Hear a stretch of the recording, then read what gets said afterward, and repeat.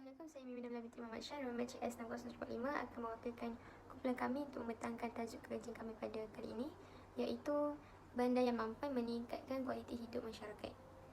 Okey, ahli kumpulan saya Nur Ain binti Izani, nombor S58915 dan Wan Muhammad Afiq Ihsan bin Wan Bakarudin, iaitu S58148.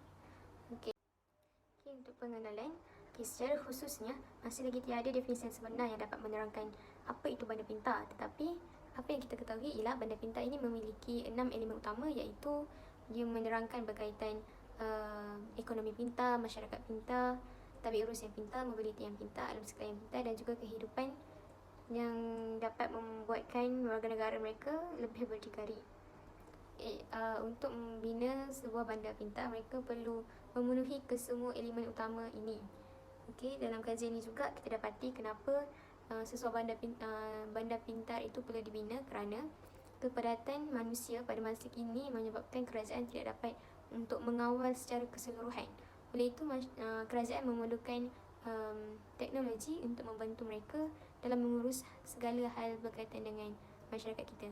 Okey, contohnya untuk lebih mudah faham, contohnya untuk aspek infrastruktur.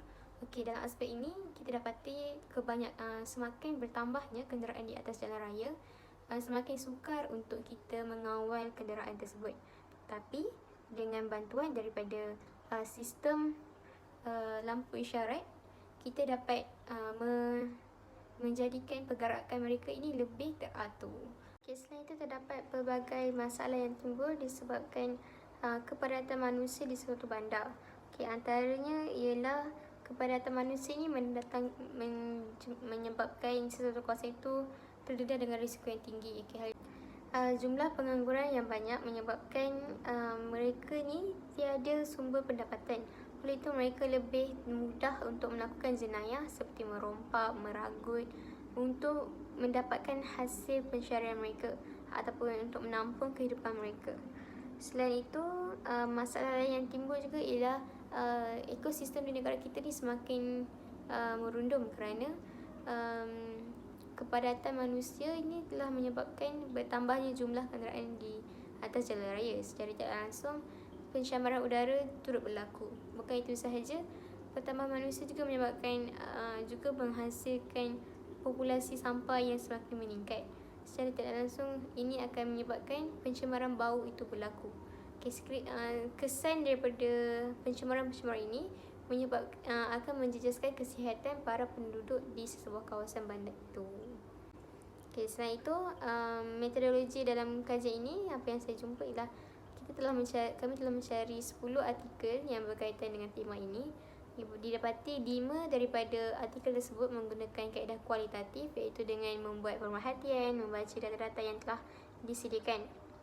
Manakala lagi 5 artikel menggunakan kedua-dua kaedah itu, iaitu kualitatif dan juga kuantitatif. Hal ini kerana disebabkan oleh kekurangan data serta mereka ingin mempunyai maklumat tambahan bagi kajian mereka. Satu teori. Okay, apa yang didapati dalam bahagian ini ialah kami telah meringkaskan secara ringkasnya artikel-artikel yang kami guna untuk rujuk dalam menyelesaikan tugasan kali ini. Okay, seterusnya, untuk artikel yang pertama, mereka memfokuskan kepada salah satu ilmu penting dalam membentuk bandar pintar, iaitu infrastruktur dan juga persekitaran. Persekitaran ini membincangkan kadar pengurangan jenayah. Okay, mereka ingin mengurangkan kadar jenayah di sebuah bandar untuk membuat bandar pintar. Okay, seterusnya, infrastruktur juga merupakan salah satu elemen penting dalam bandar pintar. Okay, mereka ingin mencipta kenderaan yang pintar seperti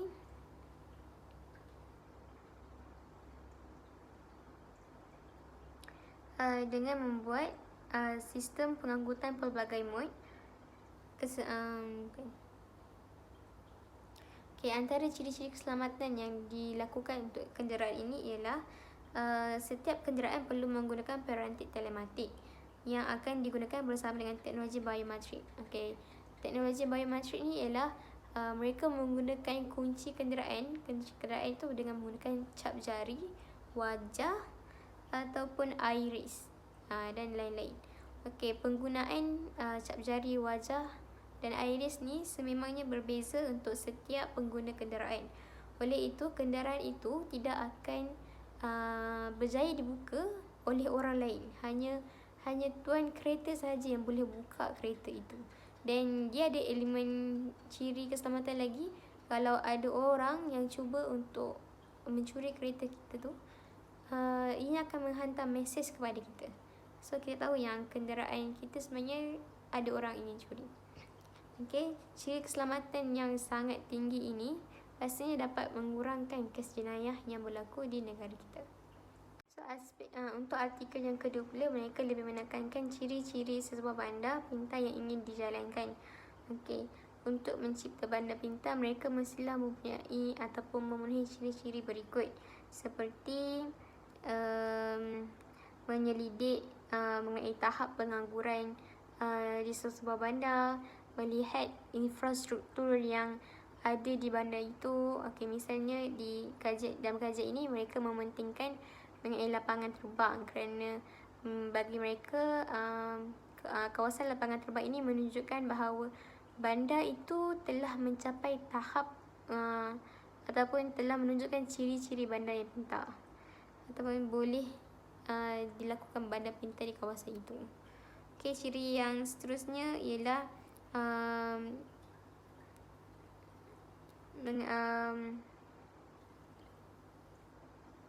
penyelidik juga telah menyalahkan hubungan antara tahap keterpencilan daerah dan juga kepintaran bandar.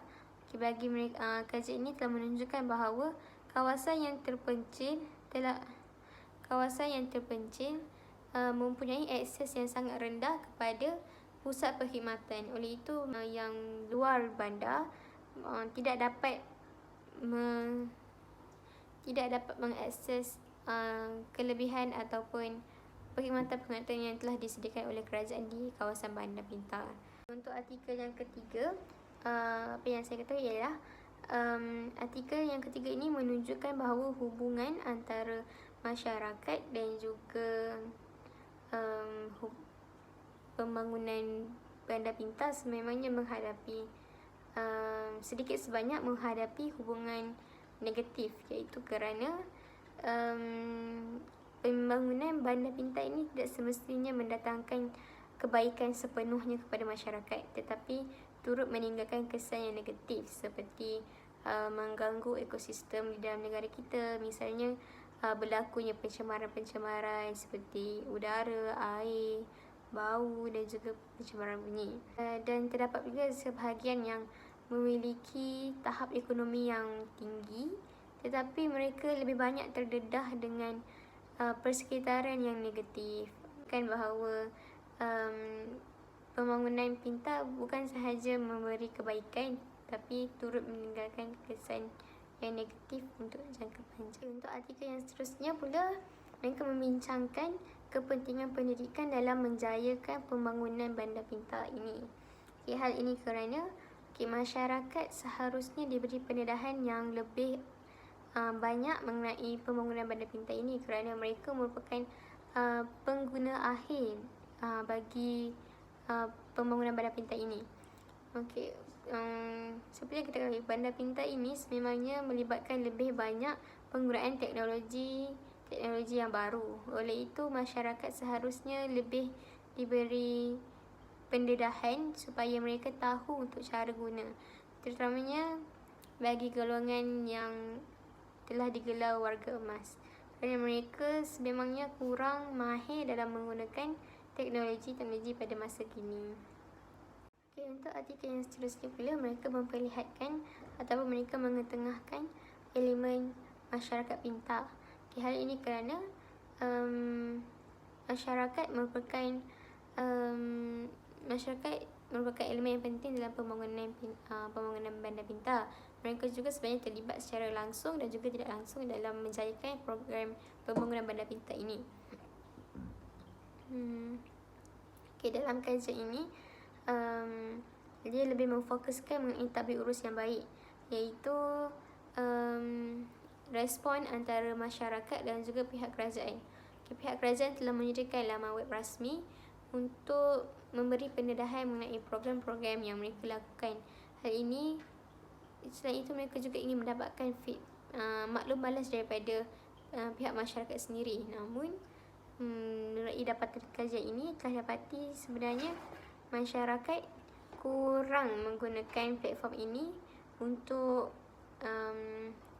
kurang menggunakan platform laman web untuk mencari ataupun mengambil tahu ataupun membuat aduan kepada kerajaan secara atas talian. Masyarakat dikatakan lebih gemar untuk melakukan aduan dan sebagainya di kaunter agensi perkhidmatan awam tersebut. Untuk artikel yang seterusnya pula memperlihatkan pihak kerajaan yang ingin bersama-sama dengan masyarakat untuk menjayakan program pembangunan bandar pintar ini. Melalui ini apa yang dapat kita lihat ialah masyarakat ini sebenarnya merupakan elemen yang penting dalam pembangunan bandar pintar. Namun mereka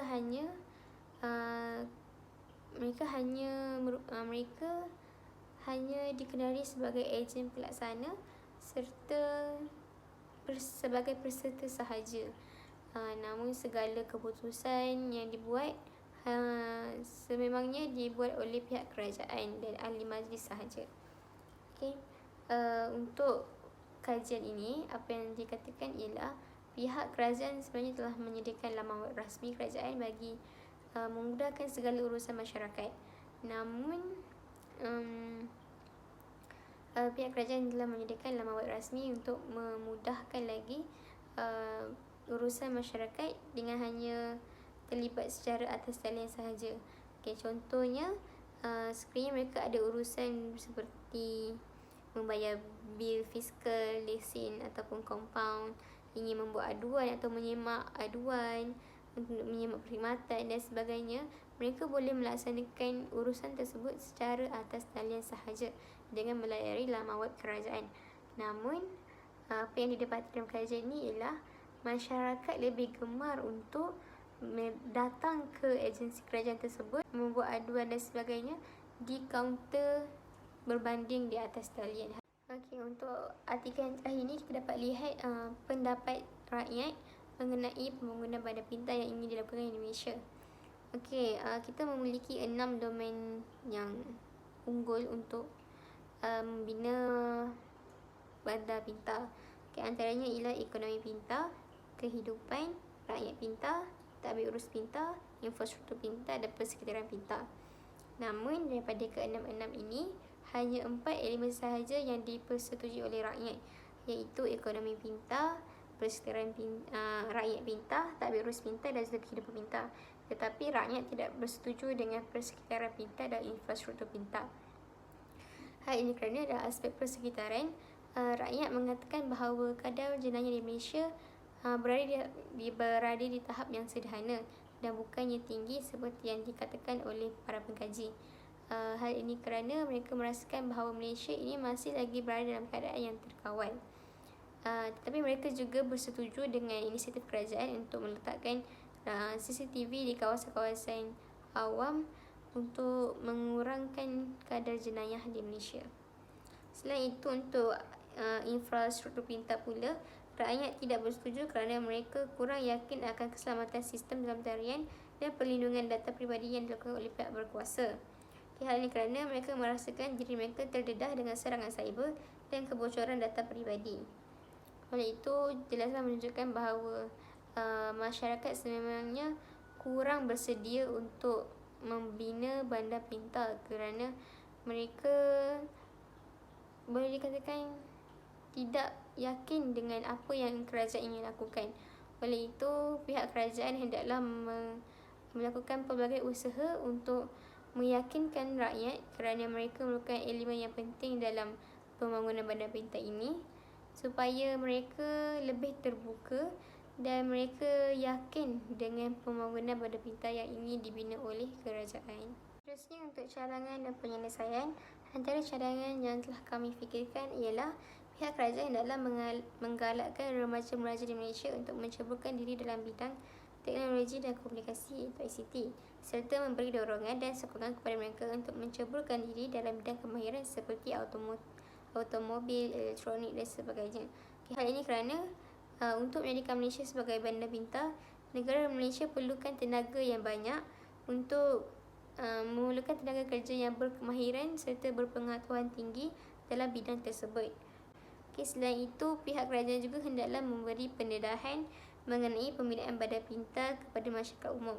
Okay, hal ini kerana masyarakat merupakan elemen yang penting dalam pembangunan bandar pintar. Oleh itu, mereka seharusnya mengetahui dan juga boleh memberi pendapat secara langsung mengenai perancangan yang dilakukan oleh pihak kerajaan. Okay. Pihak kerajaan hendaklah berkongsi segala maklumat berkaitan pembangunan bandar pintar ini kepada rakyat kerana keyakinan dan sokongan rakyat amat penting dalam usaha ini. Justru itu, melalui perkongsian maklumat oleh pihak kerajaan dapat menarik minat rakyat untuk berganda bahu untuk membantu kerajaan dalam menjayakan program ini.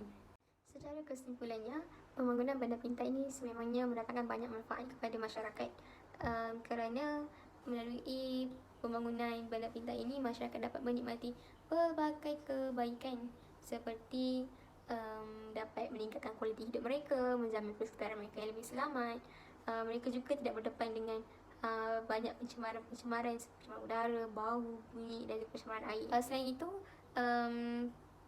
pembangunan bandar pintar ini juga telah menyebabkan kestabilan kepada politik. Okay, secara tidak langsung, negara tersebut dapat memupuk keyakinan para pelabur dari luar negara untuk melabur ke negara kita. Hal ini telah akan menjadikan negara Malaysia lebih terkenal dan mampu untuk menjadi negara maju setanding dengan negara-negara di Eropah sana. Sekian sahaja daripada kami. Terima kasih.